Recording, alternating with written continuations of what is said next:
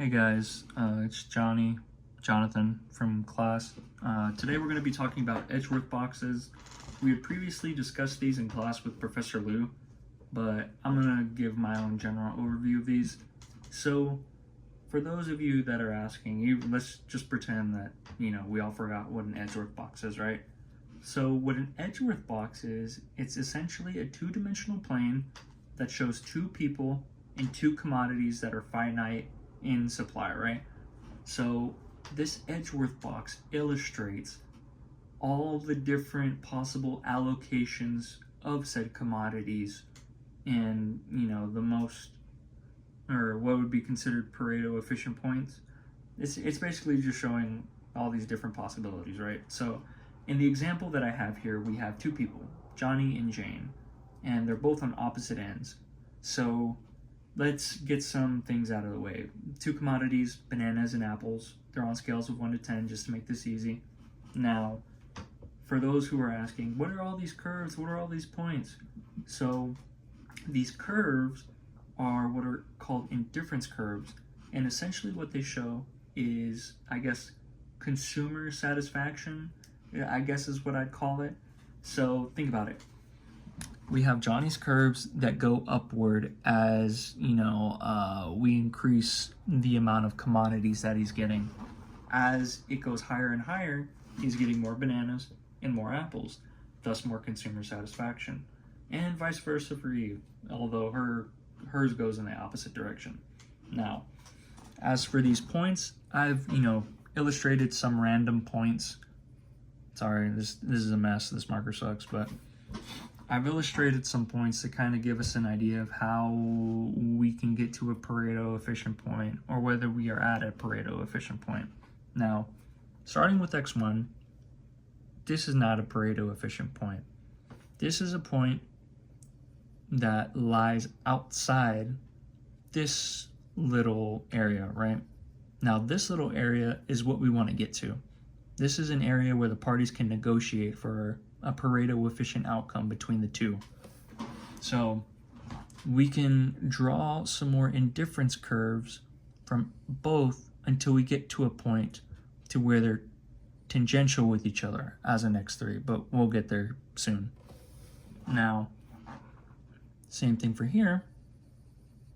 I'm trying to remember. Okay, this was my original line. Apologies. And this was the other original line.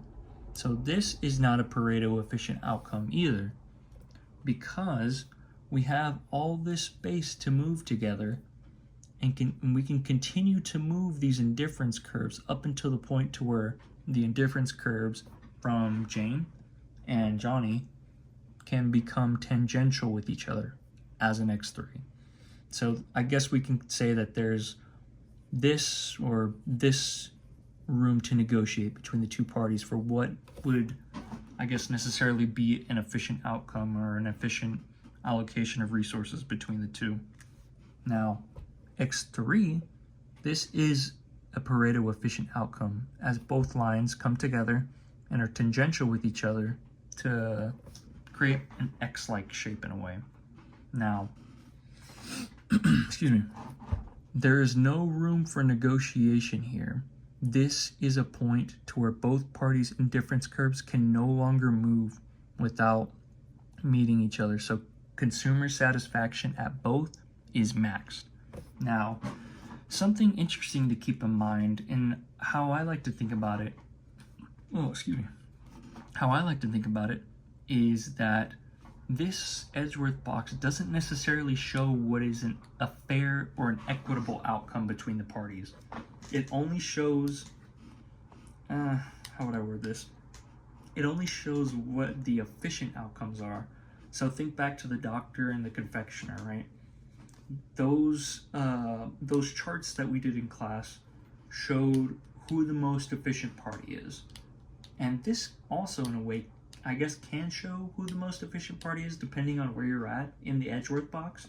So here, Johnny's indifference curve is so much farther away from his origin, right? So here, we'll say this is 7 and 8. Johnny has 7 bananas and 8 apples. That's way more than what Jane has, which would be 3 bananas into apples. However, this is a Pareto efficient point.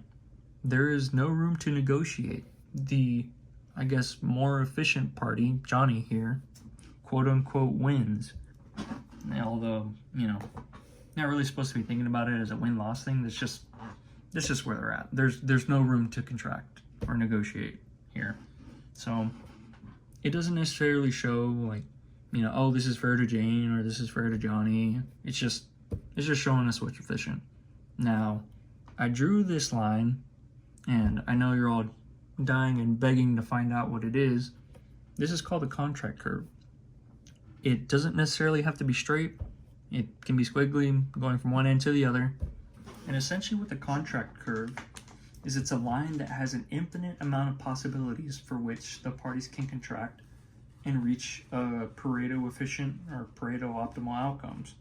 So any point on this line, the parties can have tangential indifference curves and arrive at a Pareto efficient outcome.